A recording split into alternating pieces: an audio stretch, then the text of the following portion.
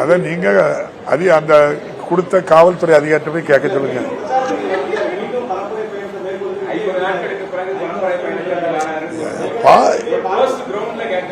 பாவங்க அவரு மனதளவுல பாவம் பாதிக்கப்பட்டிருக்காரு.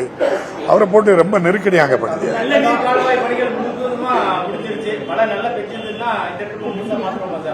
100%.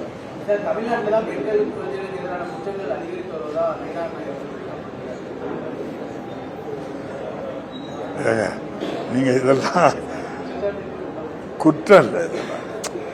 அவங்க கட்சி தலைவர் சொல்லணும் இல்லைங்க.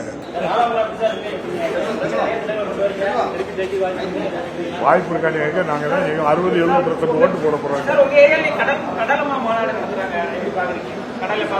நான் போகல, பார்க்க போகல. நான் பார்த்து